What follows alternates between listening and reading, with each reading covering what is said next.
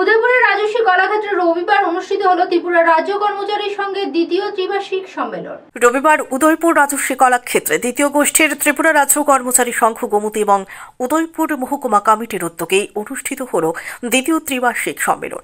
সম্মেলনের সূচনা করেন উদয়পুর পৌর পরিষদের পৌরপিতা শীতল চন্দ্র মজুমদার। এছাড়া ছিলেন বিএমএস ত্রিপুরা রাজ্য কমিটির সভাপতি দেবশ্রী কলই, টিআরকেএস ত্রিপুরা রাজ্য কমিটির সভাপতি পার্থ পাল, টিআরকেএস ত্রিপুরা রাজ্য কমিটির সাধারণ সম্পাদক অভিজিৎ বিশ্বাস, অর্গানাইজিং কমিটির কনভেনার তপন মজুমদার প্রমুখ। সম্মেলনের অর্গানাইজিং কমিটির কনভেনার তপন মজুমদার বলেন, ভারতীয় মজদুর সংঘ অন্যান্য শ্রমিক সংগঠনগুলোর মতো নয়, রাষ্ট্র এবং রাজ্যের কল্যাণই সংগঠনের মূল লক্ষ্য। তাই অতীত ভুলে গিয়ে নতুন সূর্যোদয়ের প্রত্যাশা নিয়ে সমস্ত কর্মচারীদের ঐক্যবদ্ধভাবে দেশ এবং রাজ্যের জন্য কাজ করতে হবে।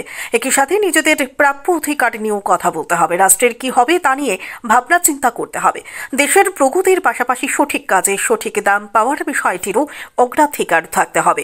ত্রিপুরা রাজ্য কর্মচারী সংঘের দ্বিতীয় ত্রিবার্ষিক রাজ্য সম্মেলন উপলক্ষে লোক সমাগমের উপস্থিতি ছিল বেশ লক্ষণীয়। উদয়পুর থেকে নিজস্ব প্রতিনিধি রিপোর্ট, নবীন ত্রিপুরা। তো সুতরাং আমি দায়িত্বের ভার থেকে মুক্ত হব, ঠিক আছে। এটা হচ্ছে আমাদের একটা বিষয়। 18 সালের পরে দায়িত্ব নেওয়ার পর আমরা শুধু কর্মচারী হিসেবে কাজ করিনি। যে সকল কর্মচারী বন্ধুরা 18 সালের আগে দূর দূরান্তে ভর্তি হয়ে গেছেন, এখানে মঞ্চে রয়েছেন সম্মানিত সভাপতি, আমাদের সম্মানিত অতিথি, আমাদের সকলের প্রিয় নগর পঞ্চায়েতের চেয়ারপারসন শীতলদার সাথে আমি একসঙ্গে 10 বছর কাজ করেছি। শীতলদা প্রেসিডেন্ট ছিলেন, আমি সেক্রেটারি ছিলাম। আমরা কি দুরবস্থার মধ্যে কাজ করেছি সেটা অনেকে শুনেছেন, হয়তো উপলব্ধি এতটা করতে পারেননি।